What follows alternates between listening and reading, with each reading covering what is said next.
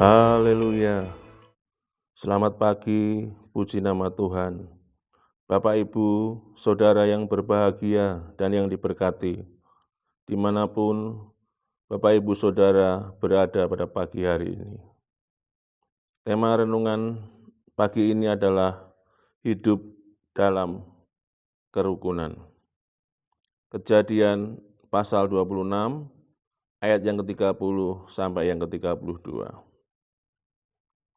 Kemudian Ishak mengadakan perjamuan bagi mereka, lalu mereka makan dan minum. Perjamuan bagi siapa? Bagi orang-orang Filistin yang telah mengusir mereka. Pada saat itu terjadi kelaparan, Ishak harus tinggal bersama dengan orang-orang Filistin. Dan saudara-saudara, tiba-tiba ketika mereka menggali sumur-sumur yang bekas digali oleh orang-orang Abraham ayahnya, maka mereka berebut. Jadi gembala-gembala Gerar mengakui, "Oh, ini punya kami." Akhirnya mereka bertengkar, Ishak mengalah. Lalu Ishak gali lagi sumur yang satu, berebut lagi, ribut lagi. Ishak ngalah lagi. Saudaraku yang dikasihi dalam Tuhan, sampai akhirnya dia gali sumur lagi dan dia boleh menempati, itu sebabnya diberi nama Rehobot. Akhirnya mereka menyingkir dan tiba-tiba didatangi oleh Raja Filistin, yakni Abimelekh. Dia datang bersama sahabat-sahabatnya. Lalu apa yang terjadi? Ishak bisa saja mengusir mereka, tapi justru Ishak menyambut mereka dengan mengadakan perjamuan. Saudara-saudaraku, Ishak lakukan apa yang semestinya dia lakukan. Pada saat dia diusir, pada saat dia diambil apa yang menjadi haknya, tapi Ishak lakukan sebaliknya. Ia menyambut Abimelekh dan teman-teman dengan makan bersama dan mengadakan perjamuan bagi mereka. Ayat yang ke-31, keesokan harinya, pagi-pagi, bersumpah-sumpahlah mereka. Kemudian Ishak melepas mereka dan mereka meninggalkan dia dengan damai. Perhatikan ayat yang ke-32. Pada saat itu, pada hari Ishak melepas mereka, meninggalkan dengan damai, pada hari itu datanglah hamba-hamba Ishak dan memberitakan sumur yang telah digali oleh mereka. Kapan berita itu didapat, saudara? Ketika Ishak melepaskan dengan damai orang-orang yang membenci Ishak pada saat itu. Ishak melepaskan dengan damai orang-orang yang merancangkan kejahatan padanya, sehingga ia mengalami berkat Tuhan.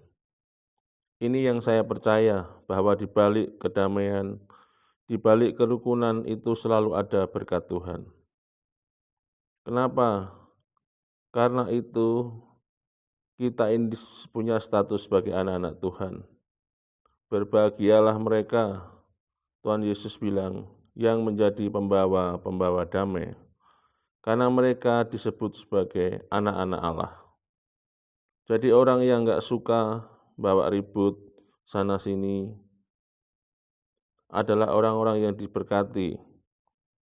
Pasti, saudara. Kenapa? Mazmur 133 ayat 1 sampai yang ketiga bilang begini, "Sungguh alangkah indahnya apabila saudara-saudara diam bersama dengan rukun, tidak ada ribut, saling serang, saling menjatuhkan, tidak ada dampaknya. Dampaknya seperti minyak yang baik di atas kepala, meleleh ke janggut, dan meleleh ke janggut Harun dan leher jubahnya. Seperti embun gunung Hermon yang turun ke atas gunung-gunung Sion. Sebab kesanalah, kemana?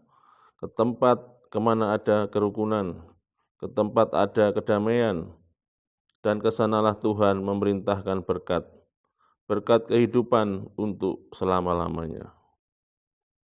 Jika kau ingin melihat hidupmu diberkati, jangan suka cari ribut, saudara. Di mana ada pertikaian, di mana ada perselisihan, ada rancangan-rancangan jahat. Saudaraku, Tuhan tidak menghendaki adanya kekacauan, keributan. Yang Tuhan kehendaki adanya kedamaian, ketentraman, adanya kasih. Kenapa? Karena Tuhan adalah kasih sederhana. Tuhan pasti memberkati orang yang suka membawa damai. Pertanyaannya adalah, hari ini mau melepaskan pengampunan, ajak damai orang-orang yang menyakiti kita? Waduh, bukan kita banget. Tapi tunggu dulu. Engkau mau mengalami berkat Tuhan tidak? Engkau mau mengalami anugerah Tuhan atau tidak? Engkau harus jadi pembawa damai. Jika saudara mengaku orang Kristen, mengaku pelayan-pelayan Tuhan, setiap minggu ada di gereja, tapi kelakuanmu mengajak orang ribut, cari masalah saja, nggak mau mengampuni, sulit mengasihi. Kita belajar hari ini dari Ishak. Saudaraku yang dikasihi Tuhan, Ishak punya alasan untuk menolak kedatangan Abimelekh dan pasukannya. Karena mereka ngajakin ribut Ishak. Gali sumur dia tutup, dia gali lagi. Ishak ngalah, Ishak mundur. Ishak memilih mundur, dia tidak memperjuangkan haknya. Allah yang memanggilnya adalah Allah yang memberkatinya. Tahukah engkau bahwa di balik pengampunan, di balik kedamaian, di balik kerukunan yang engkau ciptakan, engkau akan mengalami berkat-berkat Tuhan. Kalau itu bakal terjadi dalam hidup kita, lebih baik kita mengalah, mundurlah sebelum perselisihan itu terjadi. Jangan mempertahankan ego kita, saudara. Jangan perjuangkan hak-hak kita. Hak-hak kita ada di tangan Tuhan kok. Tuhan yang memegang hak saya. Tuhan yang akan menunjukkan hak saya seperti siang, seperti terang. Saudara-saudaraku yang berbahagia, belajar untuk mengalah. Tidak ada ruginya mengalah. Tidak ada ruginya melepaskan kedamaian. Selalu banyak untungnya, agar selalu orang-orang diberkati ketika membawa kerukunan. Engkau akan disebut anak-anak Tuhan ketika engkau menjadi pembawa damai. Puji nama Tuhan. Mari kita berdoa. Terima kasih Bapa, hamba mengucap syukur atas kebenaran firman-Mu pada pagi hari ini. Sebab itulah yang memerdekakan hidup kami Tuhan. Terima kasih. Tuhan balas memberkati setiap mereka yang mendengarkan firman-Mu. Biarlah firman-Mu ini bertumbuh, berakar, dan berbuah dalam kehidupan kami semuanya Tuhan. Balas memberkati setiap tangan-tangan yang Tuhan pakai, menjadi saluran berkat bagi kami semua, dan secara khusus menjadi berkat bagi gereja-Mu di tempat ini. Terima kasih Tuhan Yesus, terima kasih. Hamba mengucap syukur dan berdoa hanya di dalam nama Tuhan Yesus Kristus. Haleluya. Amin.